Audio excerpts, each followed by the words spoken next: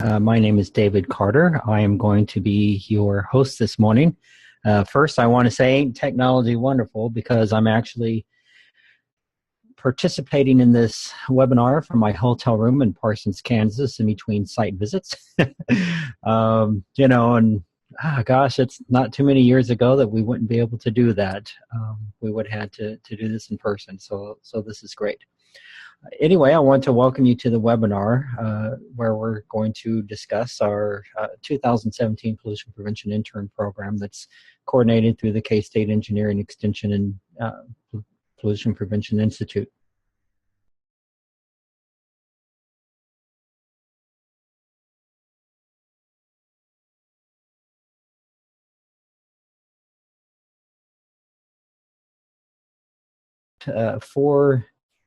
Four interns, and we have built that up to a high of 12 interns at our high point. Last summer we had a total of 8 interns through the different funding agencies with whom we participate. This is a partnership with the Environmental Protection Agency and the Kansas Department of Health and Environment. And the engineering extension. We are supported through the K-State faculty, but there are also several industrial professionals and facilities that make this program a success, not the least of whom are the organizations that actually sponsor an intern for us. Without those, of course, the intern program wouldn't be able to function. But we also have organizations like FLIR, who just this year provided us an educational discount so that we could pick up another infrared camera for the interns to use at the facilities. This was a $7,400 camera that they gave us a 50% discount for the educational program. And it's to enable the interns to become the future thermographers of the industries, so that they know that this is another tool within their toolkit that they can use to reduce energy at their facilities. We also have UE Systems that helps us out quite a bit. UE Systems is the organization from which we purchased our ultrasonic leak detector, which is probably the most consistently used piece of equipment that we have for the interns. We've had a number of interns that will go to the facilities and do air audits for the facilities and calculate the amount of savings that they can derive by fixing those leaks.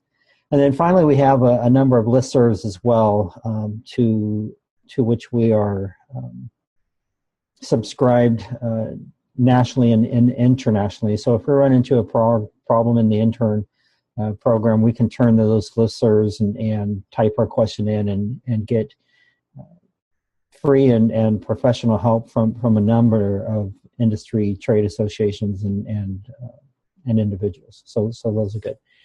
Before I go too much farther, I do want to say a shout out to some of the people that we have on the webinar. We have Nancy Larson, who is the director of the Pollution Prevention Institute, the creator of this intern program, and it's just been a wonderful ride with this intern program, and she is the one who brought it to Kansas State University. We also have Kalia Souza on the line, who will be taking over some of the functions of the intern program, and finally we have Yvonne Cook as well, who has been assisting me in coordinating the intern program the last year in particular, and doing some follow-up on some of the intern projects from the years before. We also have Jason Macy with the Kansas Department of Health and Environment, who's on the line, and he's our partner in this. We actually communicate with KDET quite regularly on the environmental outcomes, and KDHE has just been a wonderful partner for us. So the purpose of this intern program is actually to link top-level engineering and environmental sciences students with business and industry. And our core mission is to focus on projects that will reduce industrial emissions and waste at the source. That's why we call it pollution prevention. And that's an important but sometimes confusing piece of terminology for organizations out there. For instance, recycling projects do not fit within the definition of pollution prevention. But that's where a lot of organizations like to start when they have an intern, is to implement a recycling program at their facility. We do allow the interns to perhaps work on a recycling project, but not if it's their main project. It has to be one of the side missions that they do. So what we tout the intern program as is another set of eyes for you. We recognize that as industry professionals, you're busy working on reports, attending meetings, trying to get projects implemented. You don't have the time that you need to go around the facility and do the data gathering that you need to justify sometimes the projects that you have great ideas for, but you just simply don't have the time to justify to upper management that there will be a cost benefit for you.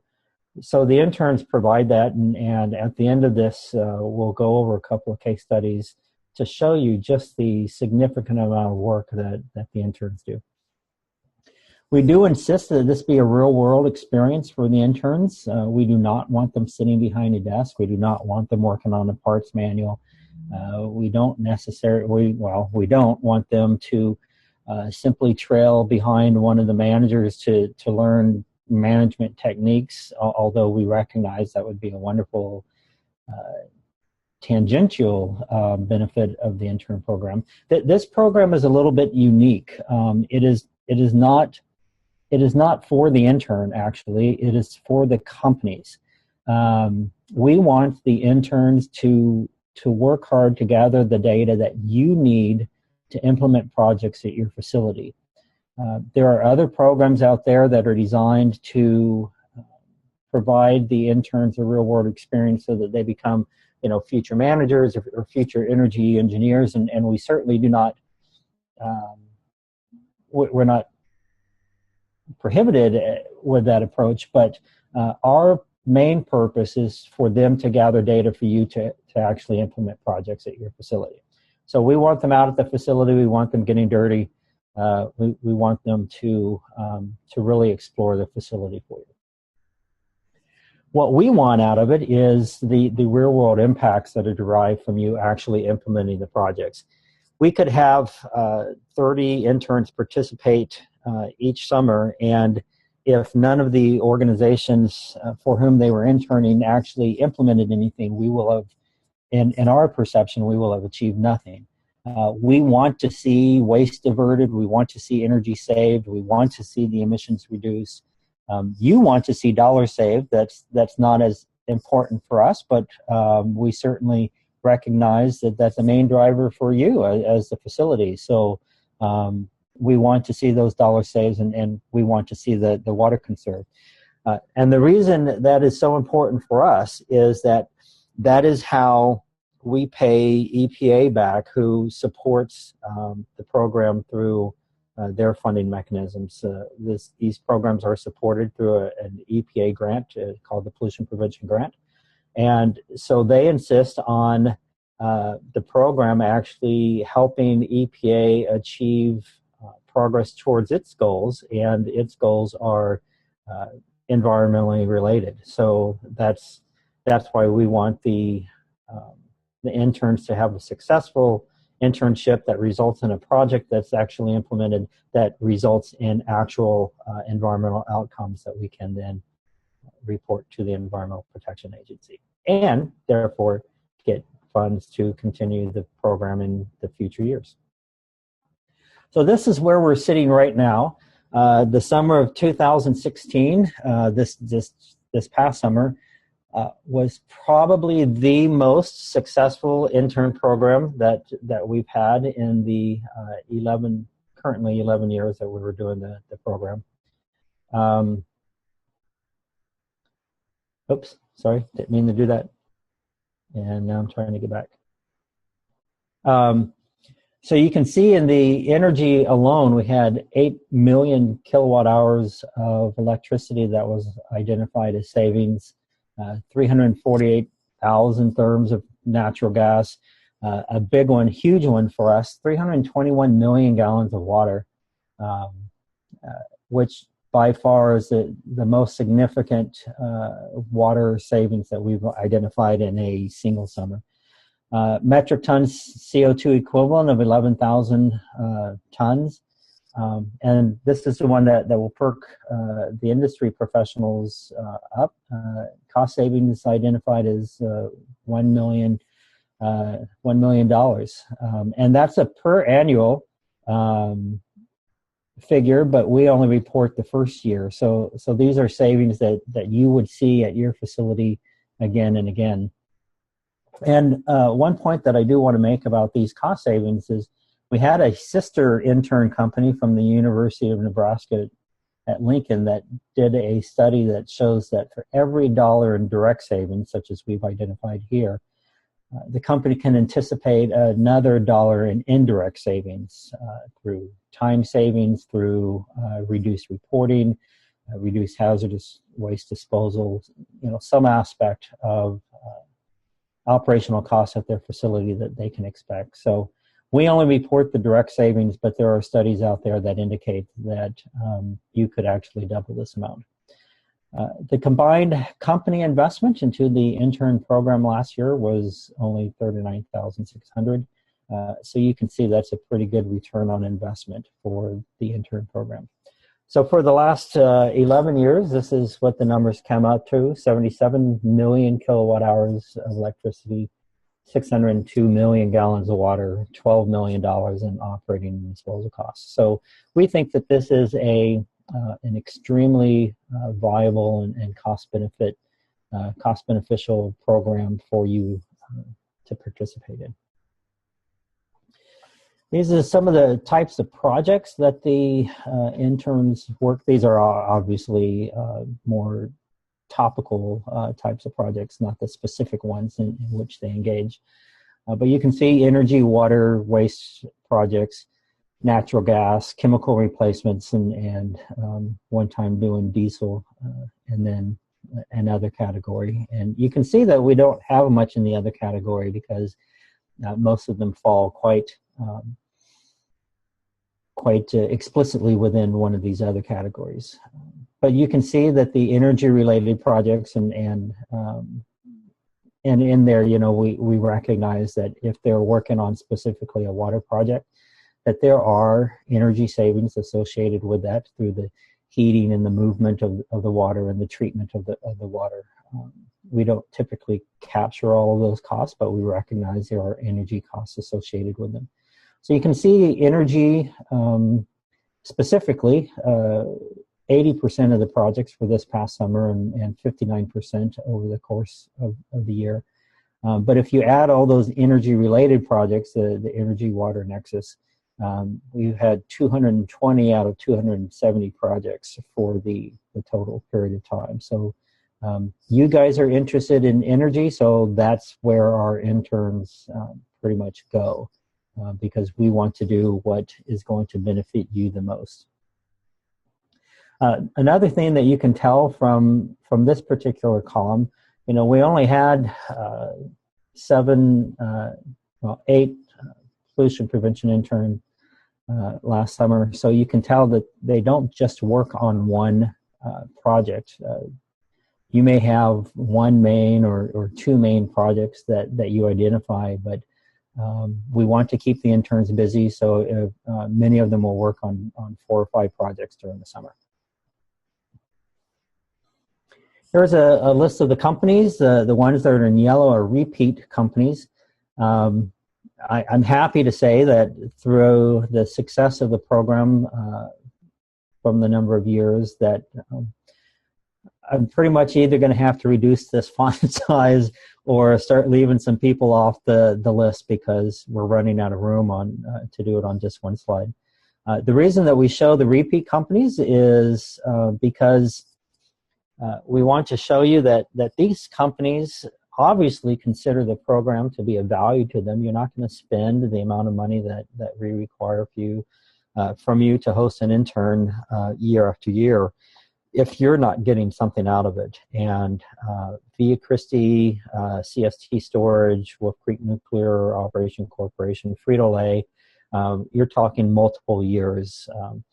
I think Via Christi is up to 8 years now, and we have at least three of the companies from this past summer that have already said, yes, we definitely want an intern again next year. And again, that would not happen if these companies did not derive a good financial benefit from having those interns there. So I talk about the cost to the company, so let's just talk about it. We do require the company pay the intern salary. We ask $17 an hour. And then we have a fringe that we're required by K State admin to tack on there. It's usually around 8.5% or less. So without that fringe, the cost would come to about $7,500 for the 11 weeks, assuming 40 hours per week for the 11 weeks. However, you are charged only for the hours that you verify the student works. So very rarely do the students actually work a full 40 hours per week for each of those 11 weeks. For instance, we do the intern training the first week of the program, and that's only about 3 days. And even those 3 days are less than 8 hours a day. So the 7,480 is the most theoretically that you would be charged. Now, sometimes if you have an exceptional intern and you have some other projects that you want them to work on and you're willing to pay them for another week or so, we're all for that. So we just handle those on a case-by-case basis. We just work with you to determine what it is that you want to do. We don't just hire the intern and then put them out of the facility. We do provide some training. Sometimes this might be like trying to get water out of a fire hose, but we do throw a lot of information at them those first 3 days. But what we want them to understand from this training is the actual concept of what they should be looking for at the facilities. We don't care if they know all the specifics. We're here to provide additional guidance in regard to specific scenarios that they might see at the facility. But if they can get that pollution prevention concept down and apply it to what they see at the facility, that's 90% of what we're trying to get them to do. So then after that first week of training, they are at your facility for 10 weeks. They are responsible for finding the housing in the location, and they work with you to find out what hours you want them to work, whether it's 4 10-hour days or 5 8-hour days. That's fine. We do have a restriction placed upon us by K State admin in that the students absolutely cannot work more than 40 hours a week. They can work more than 8 hours a day, but they can't work 42 hours one week and then 38 hours the next week. We just can't support that from the administrative side. We do provide support from the Pollution Prevention Institute. We have technical assistance that we provide through, we'll conduct a site visit the first couple of weeks to make sure that the interns are on track, that they have the supplies and facilities that they need. They have an office space, they have a computer, they have internet access, they have email access so that we can maintain communications with them. We also provide technical assistance through our emails and our phone calls, but also those national listservs that I alluded to earlier. And then finally, we have a good toolkits for them to use. We now have 2 infrared cameras that are available to them. We have 2 ultrasonic leak detectors. So we've increased our capacity of 2 of our interns are at 2 different locations, and each of them want to do an air audit, we can now satisfy that. We have data loggers for light sensing. We have infrared contact thermometers. We have light meters. We have 3 different kinds of light meters for them to use. And so there's a number of pieces of equipment out there that they can use to get the data that we want for their research. Midway through the program, we actually bring them to a central location to talk to them during an intern retreat. The purpose of this is to ensure that they don't have any problems, that they don't identify to us until the last week or so, when it's actually too late for us to do anything about it. So we want to address those problems proactively.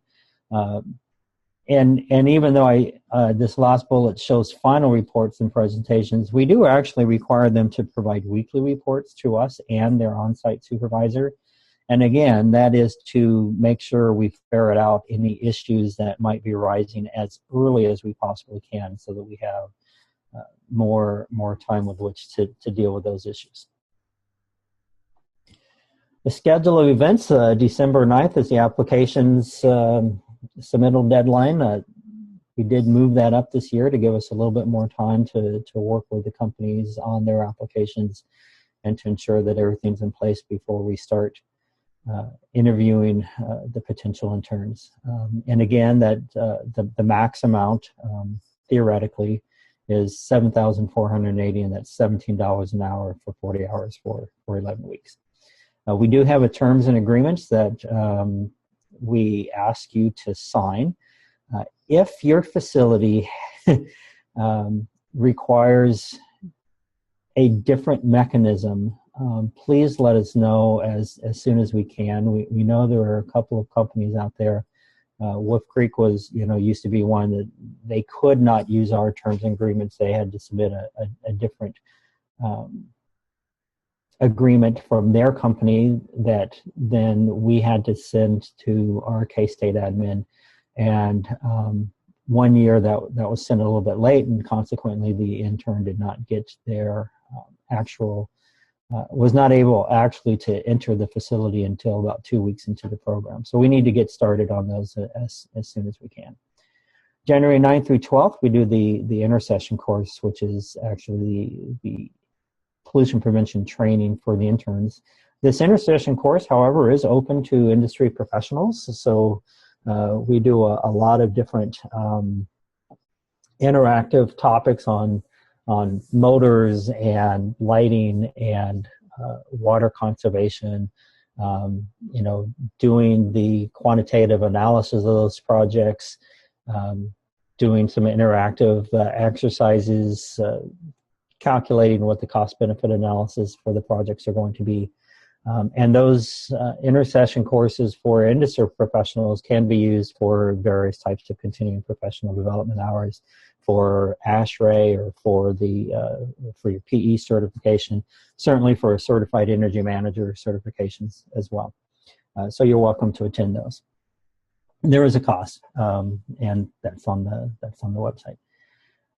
February or early February is when we typically interview the potential interns, and what we want to do is select the interns, pair them with the most appropriate host company, whether that's on the basis of the projects or the geographical location, and make the offers. We try and have all the interns in place with their facilities prior to the interns going on spring break. Then May 30th, the day after Memorial Day, is when we typically have the interns start with the host companies for the next 10 weeks. Late July is when the draft report is due, and then early August is the final report. And the thing I want to emphasize is this final report that we talk about does not go to anybody but the facility. We review it at K State for accuracy and comprehensiveness, but we do not submit that to anybody else other than the company. We do provide a 1 to 2 page case summary that we post on the website, and EPA and the public has access to those. And then in mid-September, we ask the interns to do presentations at K State. Although if it's an off-site intern, they can do it remotely. Anybody is available or invited to participate in those presentations. So it can be family members, it can be professors, it can be other representatives from the company who have seen the intern but didn't get to hear what they were doing at their facility. Anybody's invited to view those presentations.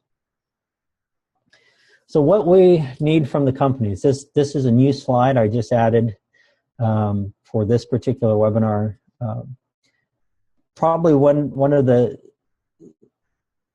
criterion that results in a more successful internship is for the companies to have well-considered specific projects.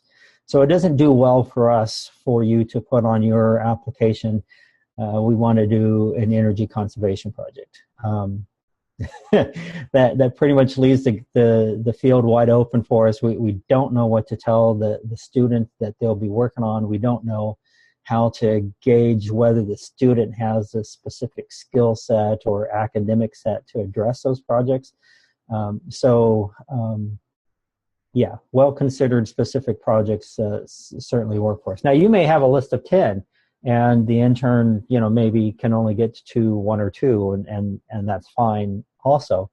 But the more specific you can get to, the better we can pair the intern to your projects, and then typically the more successful the project's going to be. Secondly, an engaged on-site supervisor. I do want to emphasize, you are not getting professional engineering individuals. You're getting students. And as students, they are going to require some additional on-site support. And that is going to come typically from the on-site supervisor that you select for the facility. They will get some for us, of course, but with your supervisor being on site, knowing the processes, knowing the equipment, knowing the people, knowing the political environment, it is best to have an engaged on-site supervisor to whom the student can go to for advice and guidance and support, and that just works very well. Not asking that supervisor be there every single day that the intern's there. Recognize that summer's a big time for conferences and vacations, and certainly, sure, go for it. But have conversations with the students so that they know when and how long that on-site supervisor is going to be away. Third point is early communication of issues. We did have one company during one of the years that had some issues with the intern, but did not let us know until after the internship was over. And, at that point, we can't do anything about it.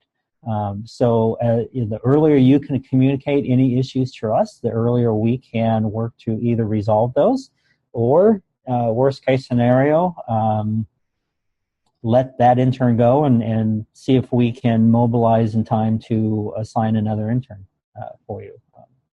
We're willing to work with you. We just need to know when we have to work with you. So that's a big part for us. And then I threw in this last one because this is always a confusing portion for not only the interns but also sometimes the facilities, is we do require matching funds from you. This is not additional funds on top of the $7,500 that we ask. Well, actually, sometimes they are, but you're not paying us. So these are funds that the company expends in support of the program.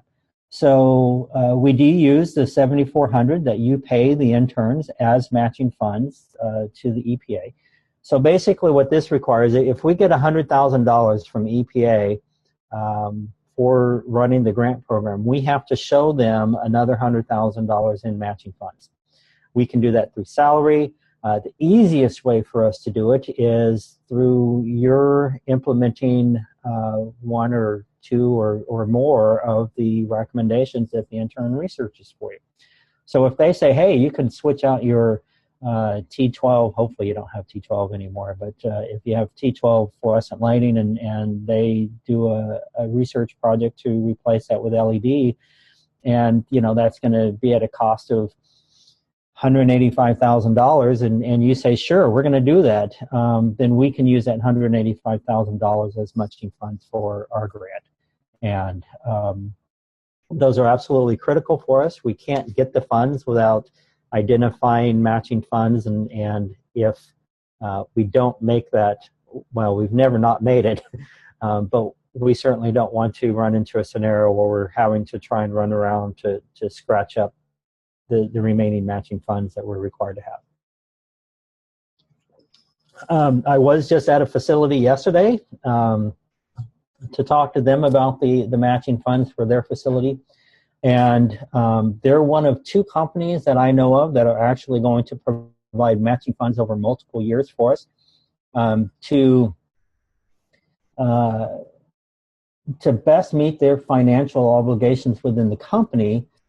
They have committed to doing a lighting retrofit, but they're only doing a certain number of fixtures each month, because if they do more than that, then they have to go through the capital expense project or budget process, and it's too cumbersome for them to do so.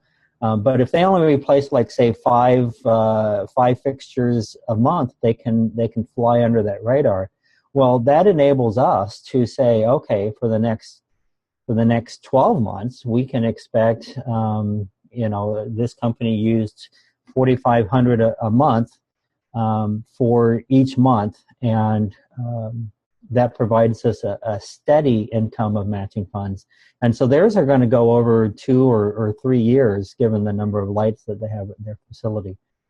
So that provides us a steady stream of matching funds. So here's a couple of case studies that I want to show you. These are both from this past summer. This one particular intern did a lighting survey at their facility, and I know that sounds pretty simple. They did a lighting survey, but I would just challenge any of you on the line to go to a 100, 200,000, 300,000 square foot facility and count every single light bulb you have at that facility. Not only just count it, but identify what kind it is, find out what the ballast energy consumption is for that lamp, and put it all together in a spreadsheet. And I'll tell you what, that would take you a considerable amount of time. So not only did this intern do that, and so now this facility has a complete inventory of what lights they have where, which allows them to manage lighting retrofits much more accurately from a financial perspective. She also went to, she considered what the energy consumption was for all of the ballast that would be required for those fixtures. But then she also, I'm going to skip that one. I might come back to it. But she also did lighting surveys where this is the intern, and she has a light meter, and she's taking light readings at specific locations throughout the facility. And she not only did that once, she actually did them twice. She did once one night survey, and then she did another day survey to find out what the difference is. And so again, just consider doing that at a facility as large as some of the facilities that people have that are on the line. So she put together this excellent spreadsheet that shows what section of the facility she took the reading in, what the illuminance was for that particular location. And then she even changed it and color-coded them so you could see that this is the one that was taken during the night, and the ones that are in the dark red are the ones where they did not have the required illuminance required by the company.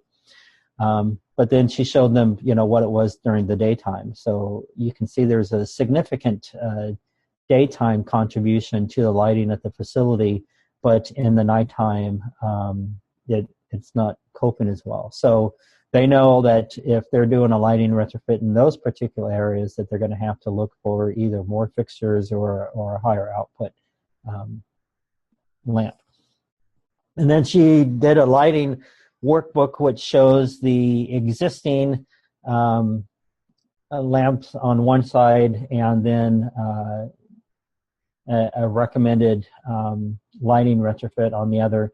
She shows the kilowatt hours and difference, and then the estimated cost savings. And that was for every single fixture that they had in the facility. Then the next project I want to show is water usage reduction. And the thing that I certainly want to emphasize in regard to this facility is that this is the 5th intern that has been at this facility. And the very first intern actually did a water use reduction project on this same line that this intern did, and had already identified significant water savings, millions of gallons of water saved for the company. And when this intern got there and he looked at this same facility, the on-site supervisor said, no, we've already had one of the interns look at it. We've already implemented it. I don't think you're going to get anything out of it. But we train our interns to actually tactfully question their supervisors in situations like that, and to not just acquiesce, but to gather some information and then go back and see if you can't use the data that you gathered to spark a different outcome. And that's exactly what this intern did. So this is a facility that uses a washing line for powder coating. And the initial intern had made some changes to this soapy water and freshwater supply, where they were just dumping all of this water from the soapy water into the sewer. And then he said, well, we can put that back into the washer tank, and they did. So they recycled a great amount of water. But what the current intern saw for this summer was that there was still an overflow from this soapy water that was just being sent down the sanitary sewer. And so he said, look, all we have to do is find a balance so that we can take the freshwater supply in A and combine it with the soapy water so that we can use less of this washer tank. And so he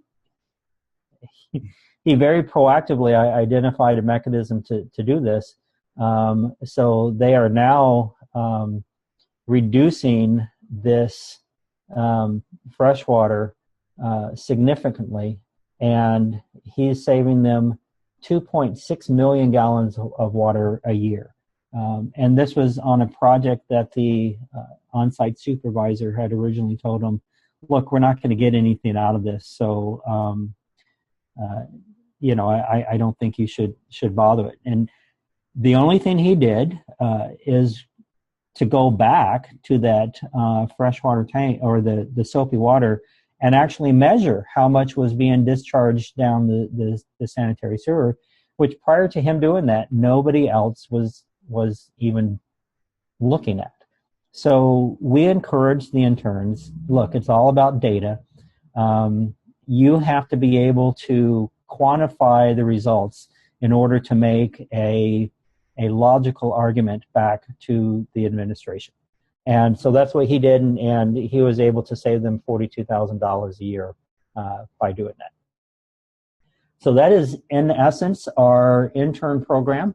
I'll remind you again that the applications are due December 9th, but at this point, I will open it up to any questions that anybody might have.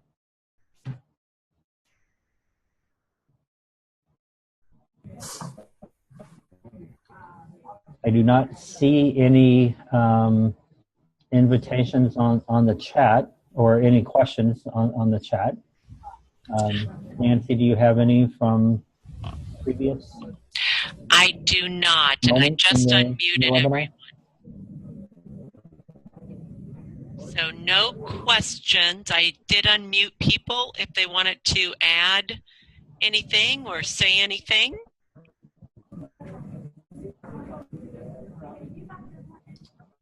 Okay, I also see no raised hands, so I will assume that there are no questions. This webinar is being recorded, so if at any point you want to go back and listen to specific details, that would be fine. We will be sending out the location of the archive webinar to everybody that is registered, and we will be sending those. It will be on our website, and we'll also send that out, I would surmise, through eTips and some other venues.